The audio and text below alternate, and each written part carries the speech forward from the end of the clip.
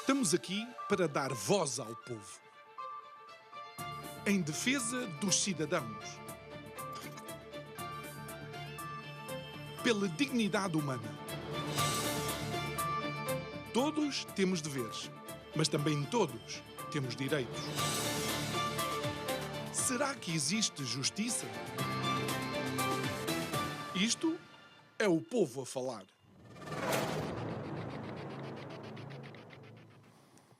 É já daqui a poucos dias que os portugueses são chamados para mostrar outra vez onde é que estão a colocar a sua confiança naquilo que diz respeito a partidos e a políticas para Portugal. Desta feita, não para o Parlamento Nacional, mas para o Parlamento Europeu. Na sequência do trabalho que temos desenvolvido, vamos hoje entrevistar mais um partido que se apresenta como uma opção e como uma alternativa a todos os outros partidos que existem. É nosso convidado de hoje o Duarte Costa, que é o cabeça de lista do Volt.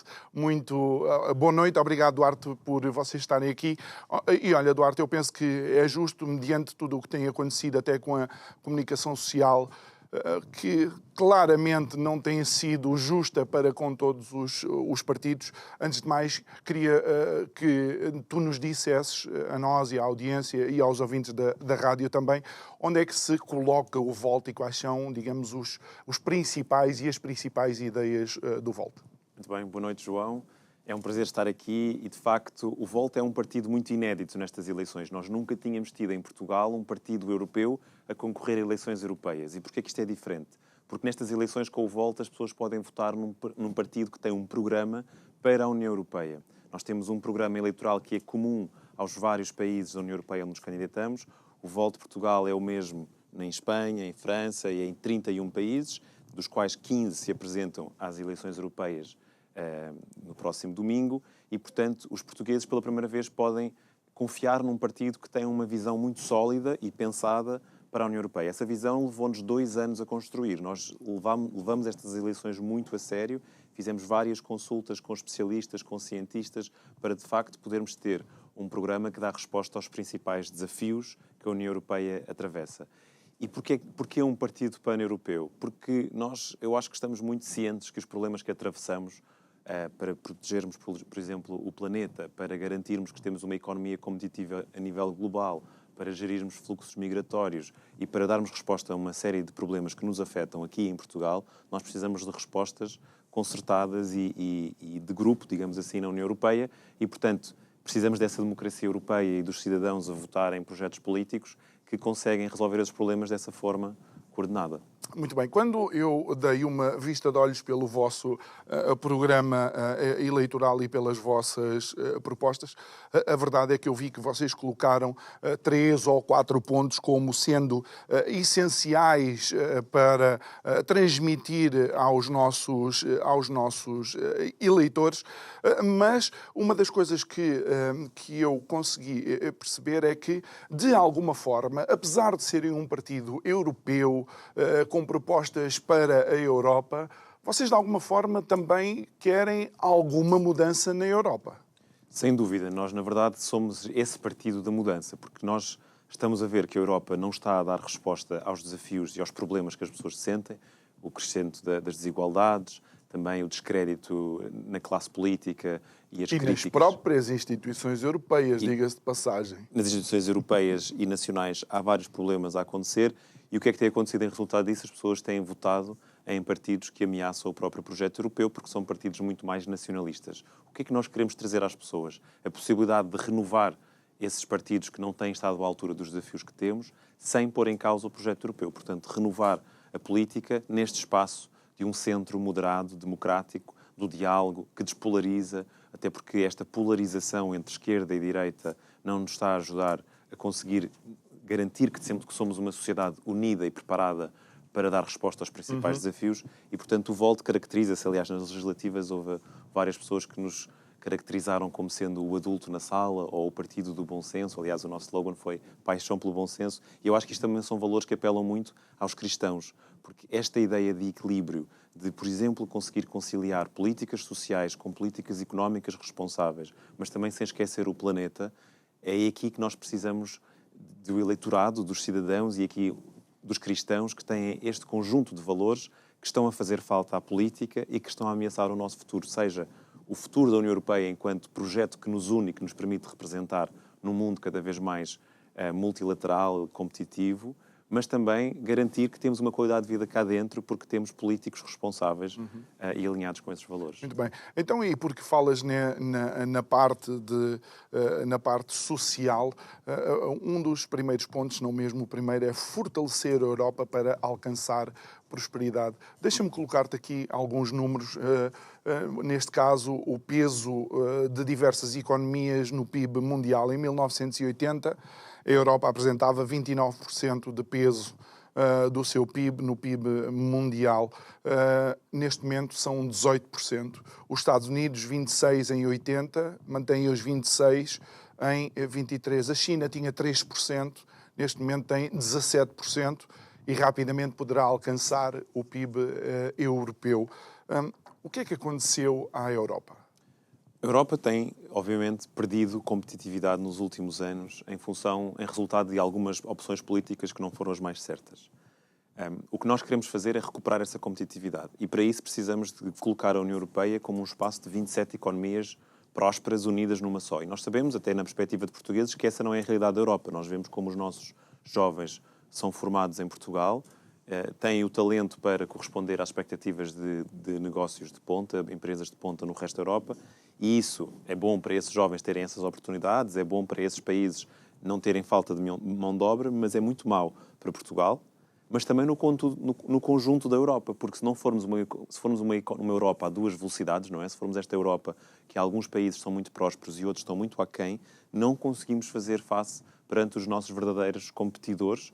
Falo dos Estados Unidos, da China e por aí fora. Portanto, o que é que nós queremos? Por exemplo, uma das coisas que eu quero trazer neste próximo mandato europeu, se os portugueses confiarem em mim, é reforçar os apoios da União Europeia às pequenas e médias empresas em 2 níveis. Em primeiro lugar, é preciso reforçar os instrumentos que já existem diretos entre a União Europeia e as pequenas e médias empresas. Estou a falar, por exemplo, do programa InvestEU, que nós precisamos de apoiar mais, ou fazer os fundos europeus chegar mais às empresas e não tanto aos Estados, e nesse sentido, sobretudo, apoiar as pequenas e médias empresas inovadoras, porque é a inovação que gera o valor acrescentado, que permite levantar o valor da economia europeia, sobretudo se for uma inovação alargada, e não só nos países mais ricos, para sermos essa economia a 27 nações prósperas.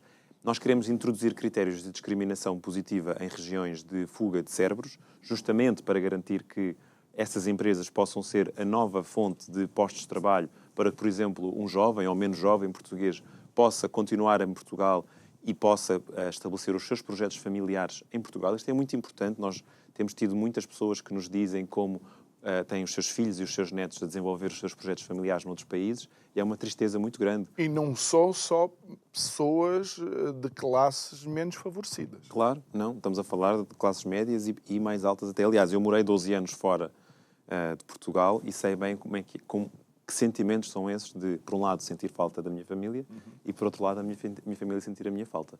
E isto é o que está em jogo nas eleições europeias. Que Parlamento Europeu, que eurodeputados nos representam para garantir essas transformações. Depois, por outro lado, e aqui num plano mais social e da solidariedade, eu não consigo aceitar que numa das regiões mais ricas do mundo haja pessoas que trabalham o mês inteiro, têm um retorno financeiro desse trabalho para essa economia tão rica, mas esse dinheiro não chega para fazer face às despesas essenciais. Quantas pessoas têm um salário que não chega ao fim do mês? E não é porque têm uma vida extravagante, é mesmo com uma vida muito poupada e muito bem gerida. Isto não é aceitável. Portanto, uma das coisas que eu quero fazer por essas pessoas é defender a criação de um rendimento básico europeu. Isto significa o quê? Para as pessoas que trabalham, e isto até é uma forma de valorizar o trabalho, e que têm um rendimento que fica aquém de um poder de compra comparado por regiões da União Europeia, ou seja, imaginemos uma pessoa que ganha o salário mínimo aqui na área metropolitana de Lisboa, mas o custo de vida aqui é mais alto, sobretudo por causa da habitação, mas também os outros custos imputados a ver em Lisboa. Portanto, essa pessoa iria receber, não só não iria pagar impostos para ter um rendimento mais alto, o mais alto possível, mas também iria receber diretamente da União Europeia uma subvenção que lhe permitisse chegar a esse nível que lhe permite corresponder ao custo de vida. Isto significa duas coisas. Significa tirar em Portugal 4 milhões, na Europa 58 milhões de europeus da pobreza. Significa proteger estas pessoas, significa reinjetá-las, digamos assim, o seu poder de compra na economia e, portanto, é um apoio de novo àquelas pequenas e médias empresas que estava a referir antes, mas tem uma terceira vantagem. Significa proteger estas pessoas de um sentimento de protesto que alimenta os partidos populistas, extremistas, racistas e nacionalistas que neste momento são uma ameaça muito forte à nossa democracia e, em particular, ao projeto europeu. Sabemos que estão a crescer e precisamos de pôr a União Europeia a intervir diretamente, de forma positiva, na vida das pessoas que eventualmente estão a olhar para esses partidos como algo que os representa. Mas, então, a falha é da União Europeia, porque normalmente não há convergência social se não houver convergência económica. As opções da União Europeia, e isto já pode passar para o âmbito da geopolítica, é que a União Europeia não tinha nenhum problema com a China a 3% do PIB mundial e quantas fábricas europeias é que foram colocadas na China ou ordenados que só Deus saberá que eram pagos lá. Agora que a China é um verdadeiro colosso económico, nós temos problemas na nossa relação económica com a China. Nós temos que acautelar, que é? Sim, eu acho que nós temos que acautelar os interesses da Europa e esses interesses não têm sido bem acautelados. Nós precisamos, por exemplo, uma das coisas que nós defendemos no Programa Europeu do Volt, em toda a Europa, é que a União Europeia tem que ter instrumentos de garantir a sua autonomia estratégica. E, inclusive, no que diz respeito a investimento direto estrangeiro, se esses investimentos forem áreas estratégicas, e há várias, por exemplo, em infraestruturas de água, de energia, de transportes, do setor digital, nós precisamos a União Europeia tem que ter o poder de não aceitar determinados investimentos diretos estrangeiros porque não nos garantem essa autonomia estratégica. Por exemplo, o que aconteceu em Portugal na década passada, durante o período da Troika, de vender a REN e parte da REN, parte da EDP, uma empresa pública chinesa, ainda para mais num regime que é uma autocracia ligada diretamente a um partido comunista chinês, é muito grave. Isto não poderia ser possível dentro da União Europeia e se há um governo nacional que está disponível para o fazer porque tem ganhos a curto prazo, é preciso haver uma União Europeia que tem os poderes de parar isso. E isto também se encaixa com a visão federal da União Europeia que o Volt defende. Mas, por exemplo, e a questão não é a China e a Europa, mas segundo os relatórios das entidades supranacionais, a China foi o país que nas últimas décadas mais pessoas retirou da pobreza, ao passo que a Europa está a colocar pessoas na pobreza e então... Atenção que a China continua a ter milhões de pessoas na pobreza. Com aquele tamanho também eu deveria ter alguns problemas em alguns sítios, não é? Mas as políticas de desenvolvimento económico da China são políticas que exploram muitas pessoas, que mantêm muitas pessoas na pobreza. É verdade que tem havido toda uma trajetória económica de muitas empresas e de muitos negócios que têm corrido bem, isso obviamente tem consequências sociais, mas não elogiaria a China pela qualidade das suas políticas sociais. O que eu acho é que a União Europeia precisa de garantir que os seus interesses estratégicos estão acautelados e quando falamos de uma Europa federal, e esta é uma F-word que muitos políticos têm medo de a usar, e eu e o Volt e os nossos candidatos em toda a Europa têm sido muito claros sobre isto. Nós somos pequenas nações com algum poder de compra, em alguns casos bastante poder de compra, mas somos pequenas nações num mundo globalizado. E se nós queremos garantir que os nossos interesses europeus, e falo dos interesses da democracia, do Estado de Direito, dos direitos humanos, da sustentabilidade, aliás, tudo valores muito, muito próximos dos valores cristãos, esta União Europeia tem que ser mais unida e tem que ter mecanismos próprios de gestão política dessa União. E o melhor modelo, mais democrático, mais eficaz, é uma federação. Justamente também por isto, para garantir que alguns interesses nacionais, e quando falo de interesses nacionais, não é do povo dessas nações, porque a nós portugueses não nos interessa desbaratar a EDP e a REN para a mão dos chineses. Mas isso não poderá criar outras situações? São interesses de governantes, são interesses de partidos que estão no governo num período e que para sobreviverem a esse mandato difícil, que foi o caso da Troika, tomam decisões difíceis, mas que são decisões que prejudicam o interesse europeu. Com uma Europa federal, nós, um país com 900 anos, só dizer isto devagarinho, 900 anos, Portugal, não corremos o risco de se a Europa, ou o governo da Europa, governo único da Europa, decidir que, olha, nós não estamos chateados com Angola e nós termos que nos submeter à decisão desse governo federal e pôr de parte, por exemplo, o país que me viu a mim, ao meu irmão e ao meu pai nascer porque a Europa está chateada com Angola? Muito bem. Primeiro, uma explicação sobre federação. Uma União Federal não suprime Portugal, não acaba com Portugal, com a nossa cultura, com a nossa identidade e, sobretudo, com os nossos interesses próprios. Na verdade, o nosso modelo de União Federal não são os Estados Unidos da Europa, é uma união de países diferentes, mas que partilham essa soberania e partilham a responsabilidade sobre matérias que são geridas de uma forma mais eficaz se for de forma partilhada. Eu acho que nesse cenário em que era do interesse da Europa cortar relações com Angola, provavelmente o que se passaria com o regime de Angola seria uma situação que violaria os nossos interesses mais principais, os nossos interesses mais prioritários. A democracia, o respeito pelos direitos humanos, o Estado de Direito. Se agora trocarmos a palavra Angola e usarmos a palavra Rússia, se calhar fica mais fácil perceber que se uma União Federal decide sancionar, por exemplo, aplicar sanções à Rússia, se um país como Portugal, porque tinha algumas relações com aquele país anteriores que quer preservar, não alinha, isso prejudica algo maior, por exemplo, proteger a paz e proteger os interesses de uma nação soberana como a Ucrânia. Portanto, é delicado e claro que a União Europeia não vai nunca, pelo menos se tiver uma liderança de partidos moderados e equilibrados e com bom senso, não vai nunca partir para a hostilidade com nenhum país, sobretudo um país que tem boas relações com a União Europeia, porque Portugal também é a União Europeia. Claro. Olha, e uma vez que mencionas a questão da Ucrânia, depois já voltamos aqui às questões climáticas e sociais, também são importantes. Vocês têm uma postura relativamente à política externa e defesa, obviamente com este contexto que nós vivemos atualmente na Europa, como é óbvio, mas eu tenho colegas meus que vivem com o receio que os seus pais possam ser de novo chamados para a Ucrânia, ser colocados no exército, independentemente da sua vontade, e o mecanismo que o governo ucraniano encontrou para limitar a escolha dessas pessoas é os serviços das embaixadas ucranianas ou dos consulados ucranianos não estão disponíveis para quem, na sua liberdade, optar por não fazer parte do exército. Independentemente da soberania da Ucrânia, que obviamente é respeitável, não nos estamos a fazer amigos de outros desaconselháveis. O que eu vejo na Europa é que há um país soberano, livre, com os seus problemas, e claro, todos os países têm os seus problemas, mas que foi invadido por um líder de uma autocracia, um ditador, um psicopata e sociopata. Não estou a falar isto de forma equilibrada, porque é factual, não é nada de exagerado, e que já deu a entender que não vai ficar só pela Ucrânia. E, portanto, no mundo, nós somos defensores da paz.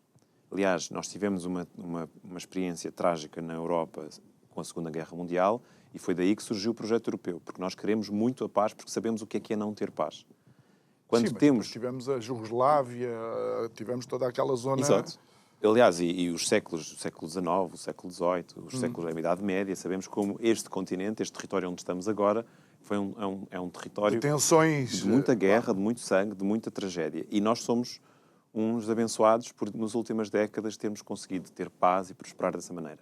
Agora, nós temos uma ameaça real e não é uma ameaça que nos dá jeito, antes pelo contrário, é uma ameaça muito perigosa. E digo isto de dar jeito porque parece às vezes que se fala de Putin e da guerra na Ucrânia como queremos alimentar um negócio armamentista e tudo mais. Isto não é verdade. Ninguém ganha com uma guerra. Mesmo o ganho que um negócio armamentista poderá ter é uma necessidade de uma união de países democráticos terem que estar preparados para essa eventualidade. Portanto, o que é que nós defendemos? Que esse investimento em defesa seja o mais eficaz possível e também o mais equilibrado possível para não desviarmos muito dos recursos públicos que faltam noutras áreas para a defesa. E, portanto, o caminho para isso, no que nós defendemos, é que a União Europeia caminhe para termos umas forças armadas europeias. Ou seja, que as despesas nacionais de cada país, se forem articuladas em conjunto, nós chegamos a uma ordem de grandeza próxima, por exemplo, daquilo que a China gasta e muito superior àquilo que a Rússia gasta. E isso é muito importante para garantirmos os nossos interesses sem uma mobilização excessiva dos nossos recursos financeiros. Por outro lado, também queremos um cluster europeu de produção de equipamento militar e também de inovação em defesa, para além disto ser necessário para sermos mais autónomos dos Estados Unidos. Isso também é uma outra forma de que esses investimentos em defesa que fazemos são investimentos que ficam na Europa, que desenvolvem uma economia, que desenvolvem outros serviços Isso não paralelos. poria em causa a NATO, sabendo, obviamente, da fatia de leão que corresponde aos Estados Unidos na NATO? Mas os Estados Unidos até se queixam que a Europa não investe o suficiente na NATO. Portanto, o que nós iríamos estar a fazer é garantir que temos mais capacidade de defesa própria e isso, na verdade, o que faz é reforçar o pilar europeu da NATO. Deixa-me provocar-te. Trump tinha razão sobre os países europeus terem que cumprir com a meta dos 2% do PIB na defesa. Eu acho que é preciso olhar para isso de uma forma histórica. Não, de uma forma histórica, ou seja, os países não têm cumprido com essa exigência de defesa porque não havia um risco tão grande como há hoje. Trump tinha razão. É difícil dizer porque não, um personagem que polariza, não é? Não, eu não acho que ele tinha razão porque ele não faz uma leitura histórica. Os países europeus, há 10 anos atrás, por exemplo, estavam a enfrentar uma crise financeira muito grave, com o aumento dos níveis de pobreza. Mas o que é suposto? Liderança ser que não visão para o futuro. A liderança não pode ser a gestão para 2 anos. Aliás, Portugal sofre porque temos ciclos de 4 anos legislativos. Claro, mas o dinheiro é aquele que existe. Nós estamos num momento de retração económica. Temos níveis, por exemplo, durante o período da crise financeira, o consumo de pão em Portugal caiu e vários especialistas mostraram que isto era um indicador de fome.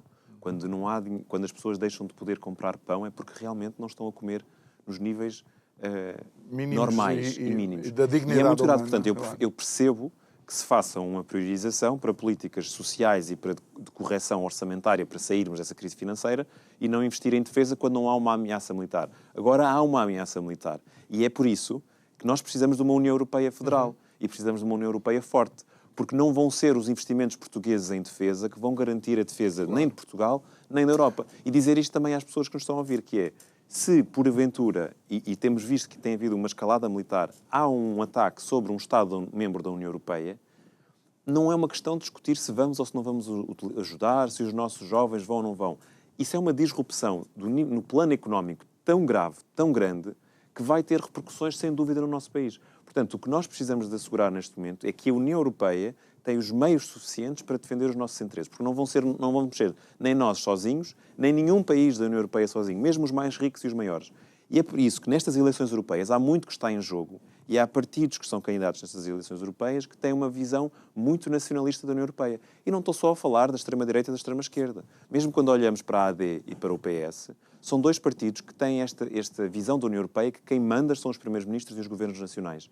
Mas esta visão nacionalista do PS e do PSD, e no caso do PS agrava-se mais ainda, porque ainda há um ceticismo sobre esta ideia de termos forças armadas europeias. Então eu não sei como é que os deputados do PS prevêem defender a Europa de uma forma responsável do ponto de vista financeiro, mas também no ponto de vista da qualidade dessa defesa.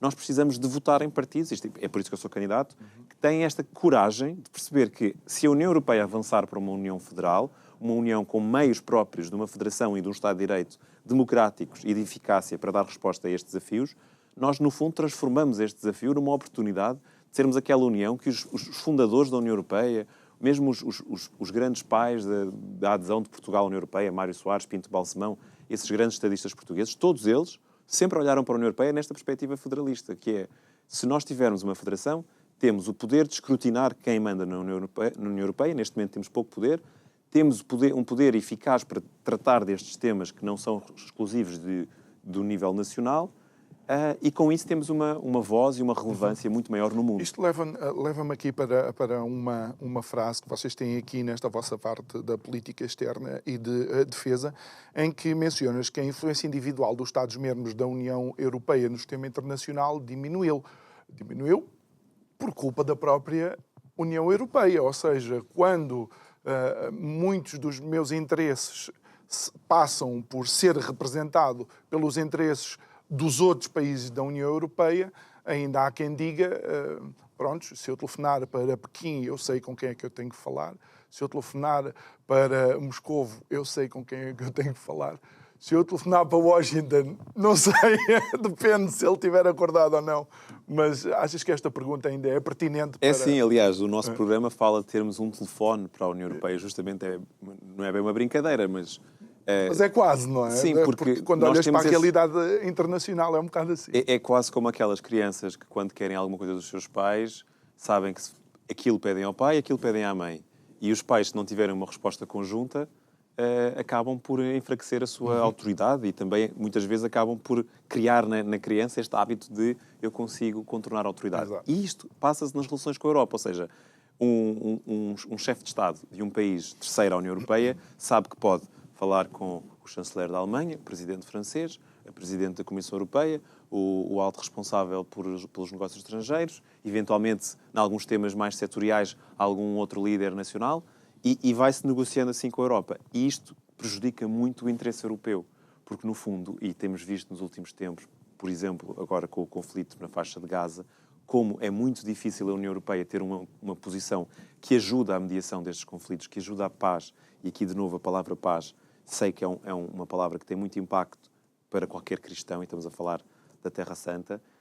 Nós precisamos de uma União Europeia capaz de falar uma só voz. Claro que isto é um desafio grande, porque a União Europeia tem perspectivas diferentes, por exemplo, sobre esse conflito, e há uma história de nações diferentes na Europa. Sabemos que a Alemanha tem uma história mas lá está. específica. Quando dizes paz, quem é que não quererá a paz? Ou seja, a paz não te coloca nem no espectro da direita, nem da esquerda, mas isso significa que a Europa também, em algum momento, terá que olhar para algumas intervenções suas recentes, por exemplo, as armas de destruição maciça no Iraque, não as encontramos. A pessoa pode argumentar, mas estamos melhor sem um Saddam Hussein, eventualmente estaremos, mas aquilo que foi a intervenção, não digo da União Europeia, mas a intervenção de Portugal com alguns dos seus aliados, nomeadamente Espanha, Inglaterra e os Estados Unidos, que demonstrou que, por vezes, o Ocidente também interfere sem ter propriamente razão para o fazer. Sim, o Ocidente deve intervir na medida de trazer uma capacidade de mediar. E o que eu quero é que a União Europeia seja a líder das democracias, dos Estados de Direito, dos direitos humanos e da sustentabilidade. Estes são os 4 pilares que o Volt vê como a União Europeia deve ser a líder. E porquê é que deve ser a líder? Porque, e uma liderança significa que há outras democracias e não somos exclusivos, mas nós temos um compromisso com estes valores que não são exclusivamente nossos, mas talvez entre as democracias somos este espaço do mundo que temos mais capacidade, mais histórico, mais estabilidade para conseguir garantir que estes valores não se perdem. E sabemos que, como se estão a perder, aliás, quando olhamos para os Estados Unidos e a emergência de uma direita que põe em causa o próprio Estado de Direito, isto é perigoso para o futuro das democracias. Sim. E, portanto, nós precisamos de reforçar. E aqui há um pilar que eu também gostava de falar, e eu acho que a Curiacos tem um trabalho interessante no pilar da educação e do trabalho que se faz com jovens e crianças, e a importância de garantir que as próximas gerações têm um reconhecimento pelos valores da democracia e uma capacidade, uma massa crítica, um espírito crítico para navegar neste mundo com muita informação e com muita desinformação. Aliás, uma das coisas que nós defendemos também no plano destas eleições europeias é garantir que as crianças, os jovens, têm mais acesso à educação mediática, ou seja, ter a capacidade de navegar a informação, a desinformação, avaliar fontes, desenvolver espírito crítico. E isto é muito importante para o sucesso da democracia e para garantir que a União Europeia tem um futuro democrático. Eu escrevi há umas semanas atrás, um artigo no Expresso que se chamava que estávamos a viver um novo PREC. E o PREC seria, neste caso, um processo de radicalização em curso. E aqui a radicalização são dos nossos jovens e crianças que, através do TikTok e através do YouTube e a exposição, se calhar excessiva, destas plataformas digitais, estão muito expostos a conteúdos de ódio ou de extrema-direita. Pequim resolveu isso. Limitou, por exemplo, o tempo de exposição ou o tempo que os operadores podem dar a crianças até aos 16 anos. Já percebi que o João é um fã do... Não, das ideias que vêm da China. o pragmatismo que eu vejo, que vocês colocam aqui, eu vi noutros sítios e noutras realidades. Porque, por exemplo, e esta é a minha preocupação, nós vemos o mundo a mudar. Há um bloco como o BRICS que, neste momento, é um bloco tremendo, não é? Temos a Índia, temos a China, temos a Rússia, temos o Sul, temos alguns países que são países que têm história com Portugal e que se preferem aliar-se a esse bloco. Eu vejo uma Europa que, em lugar de diálogo, o único diálogo que parece quer ter é homogeneizar os outros. Ou seja, meus amigos, todos vocês vão ter que comer cozida à portuguesa. Porque cozida à portuguesa é a única forma que há de comer. Não há aí um risco de facto, nós sermos vistos como quem quer dar ou quer transformar os outros naquilo que... Sim, eu percebo isso e não é isso que nós queremos, não é isso que eu quero. Aliás, eu trabalhei durante 2 anos na área da cooperação internacional da Comissão Europeia com a América Latina nas áreas da governança climática e é uma regra muito fundamental da União Europeia nos projetos que financia de cooperação, é que os projetos vão financiar uma linha de desenvolvimento que esses países querem prosseguir. Portanto, e sempre respeitando muito a autonomia dos países, porque é uma garantia de cooperação. Aliás, a Direção-Geral da Comissão Europeia que fazia esta cooperação mudou a palavra cooperação para parceria, para justamente haver uma noção que tratamos estes países... Por igual. Por igual, exatamente. E eu acho que o ponto que levantou é fundamental, que é a União Europeia está a perder a qualidade das suas parcerias com os países com os quais tem um passado histórico de proximidade.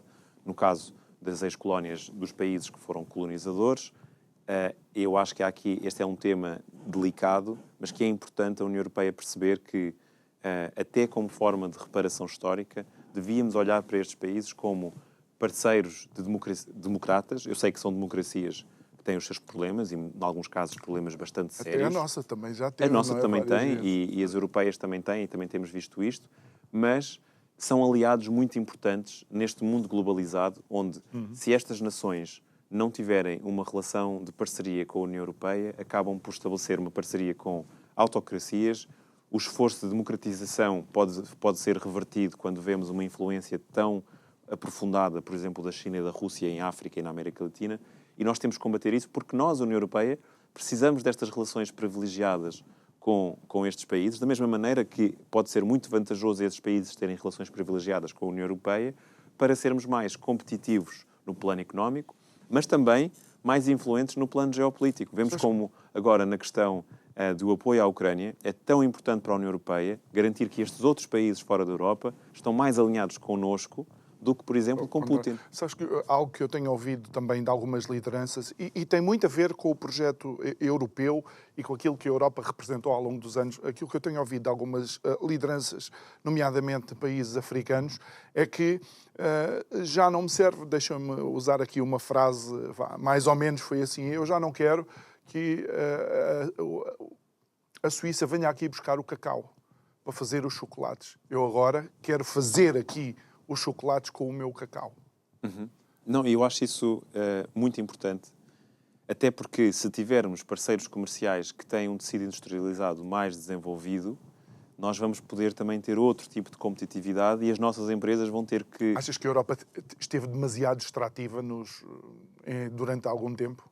Acho que isso sabemos que sim, não é? Eu não estou a falar de lá atrás, eu estou a falar século XX, se calhar, não é?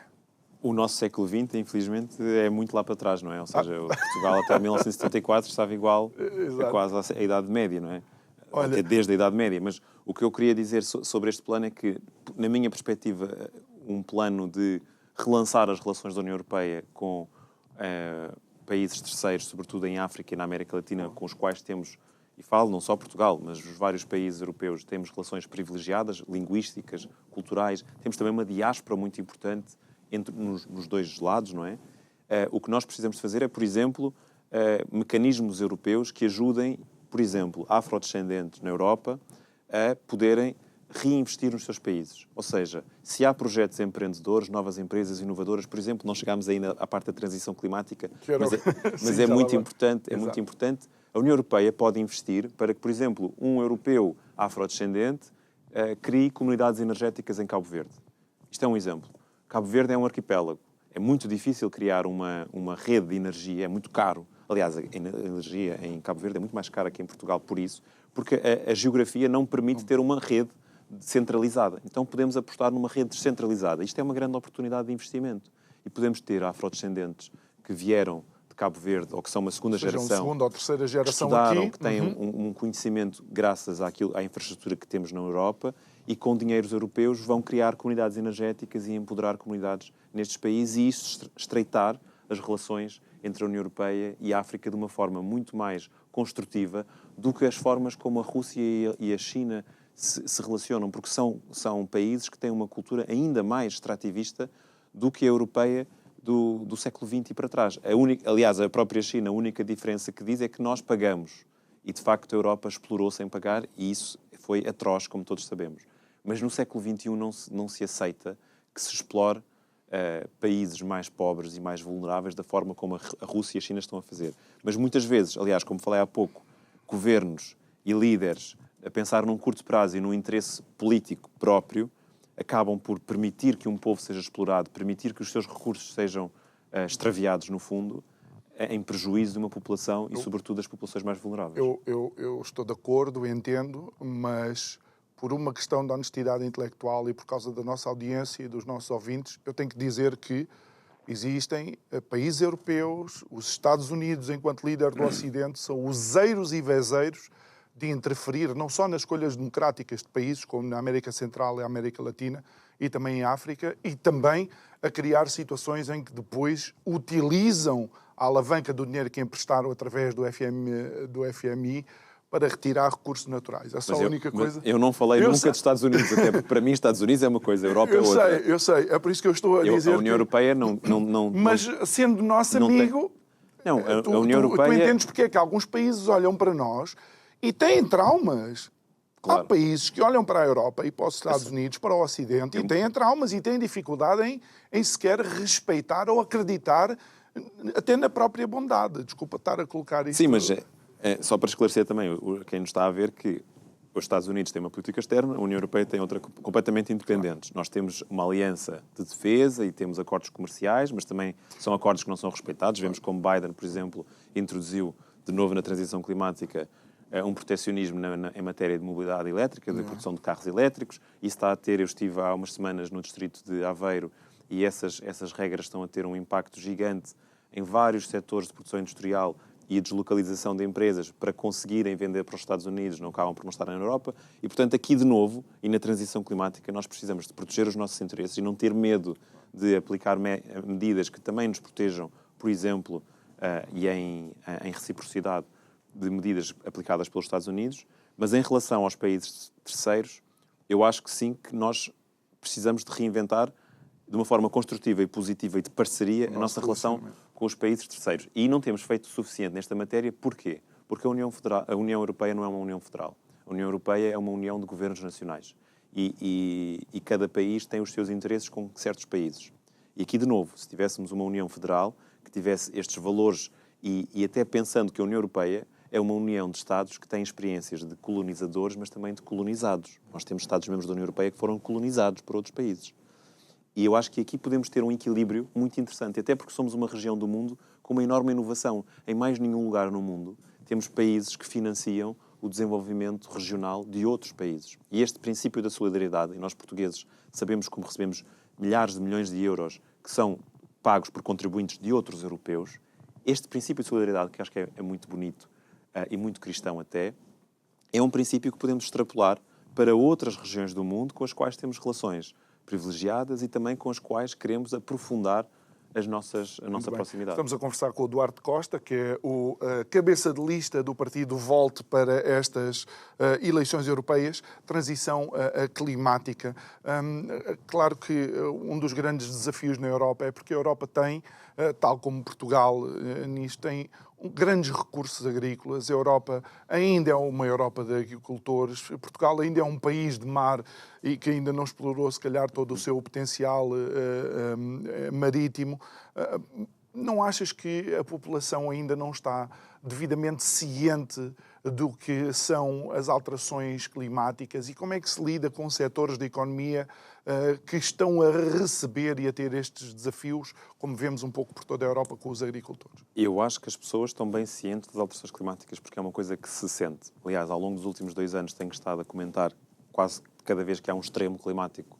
Na SIC Notícias estou a comentar esse extremo, a explicá-lo e que políticas são necessárias. E as pessoas muitas vezes abordam-me na rua e reconhecem o clima hoje não é como era antigamente. Portanto, é uma coisa sensorial já, é uma coisa empírica, não é preciso ler livros e estudar fontes científicas. E eu acho que a resposta às alterações climáticas pode ser a construção do mundo que sempre quisemos e que nunca fomos capazes de alcançar. Por exemplo, falou da questão da agricultura e da sustentabilidade e do mar. Portugal é um dos países mais promissores para a produção de algas. 97% da produção de algas no mundo é feita na Ásia, em particular na China. Nós podemos, na União Europeia, introduzir políticas que incentivem uma transição alimentar para alimentar e não só, fibras e outros materiais, a partir de compostos que são produzidos em algas. Então, isto pode ser uma vantagem enorme para a União Europeia, por exemplo, reduzir a sua dependência comercial e para países como Portugal terem aqui novos setores que têm muito mais valor acrescentado do que, por exemplo, setores como a pesca, que têm perdido competitividade. Temos tido problemas sérios de garantir que esta profissão e esta atividade têm um futuro de rendimentos dignos. E, no entanto, todos os dias do Temos nosso subsídios. aeroporto sai peixe para os principais Claro. restaurantes japoneses, por exemplo, o que significa que o peixe que é pescado Mas se aqui, nós a conseguirmos qualidade... produzir, por exemplo, através da aquacultura, com a aquacultura de algas, produzirmos fibras para produzir roupas. Eu visitei na semana passada uma empresa portuguesa que está a desenvolver turbinas eólicas descentralizadas também para colocar nos prédios das casas das pessoas, que são feitas à base de algas e que, portanto, são biodegradáveis. E todo um conjunto de novos materiais mais resistentes, circulares. Esta é a economia que nós sempre quisemos ter, uma economia que respeita a casa comum, como fala o Papa Francisco, o nosso planeta, a criação. E para isso precisamos de uma União Europeia ambiciosa nesse sentido e precisam os portugueses, precisam os cristãos de votar em partidos que têm pessoas ambiciosas para cuidar dessa casa comum.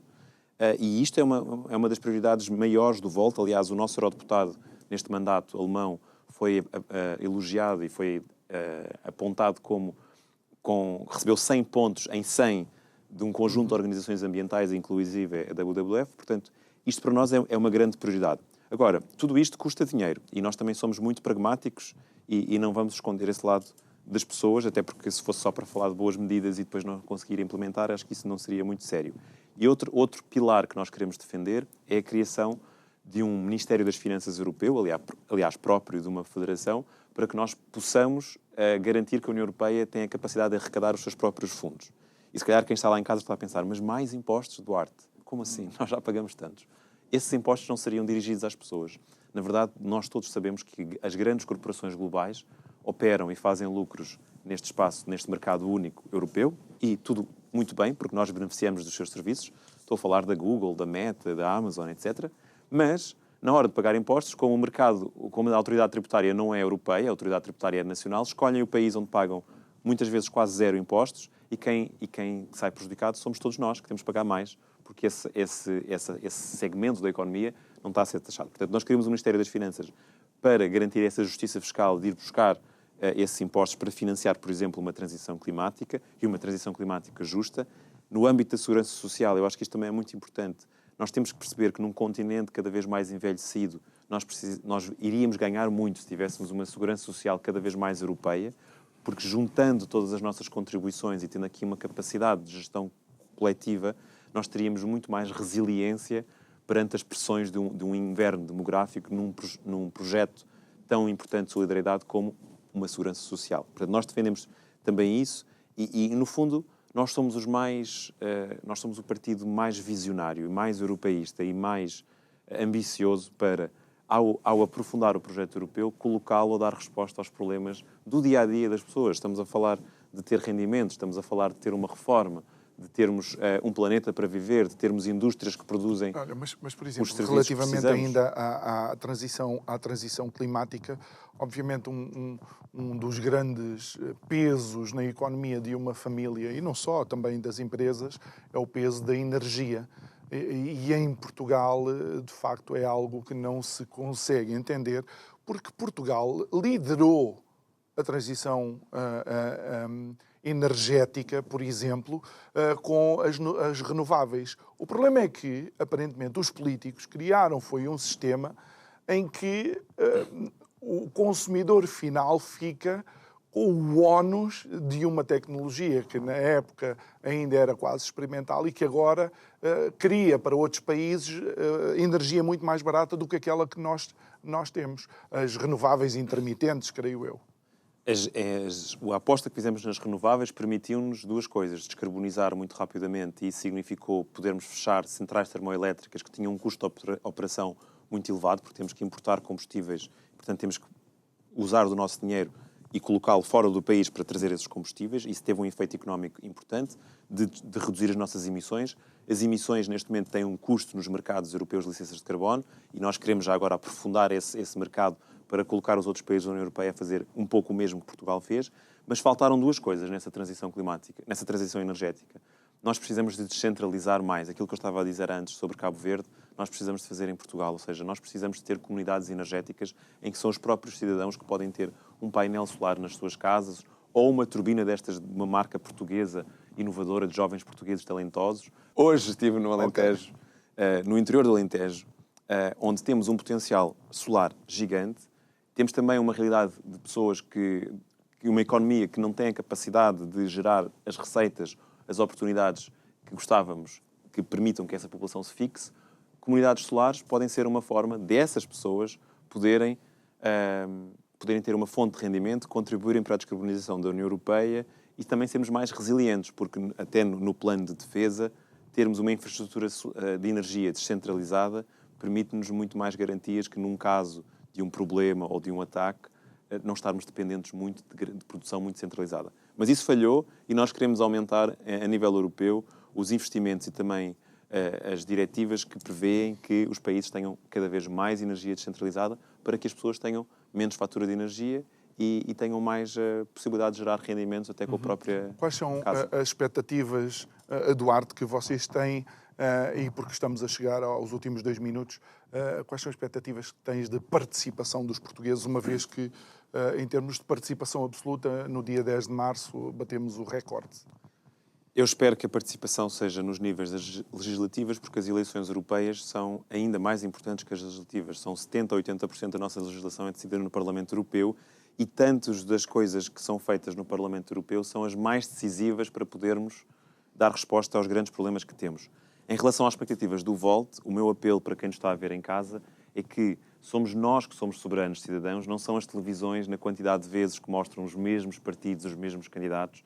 E somos nós que somos soberanos na hora de votar, mas também na hora de mobilizar as pessoas à nossa volta para votarem nos partidos que nós queremos ver crescer. E, portanto, o apelo que faço, que é um apelo de cidadania, é que as pessoas não só votem, mas que mobilizem as suas pessoas à sua volta, a família, os amigos. É próprio da democracia falar de política e quem nos diz que não é um assunto agradável é alguém que não tem uma cultura democrática no nível que é necessário no momento que corre.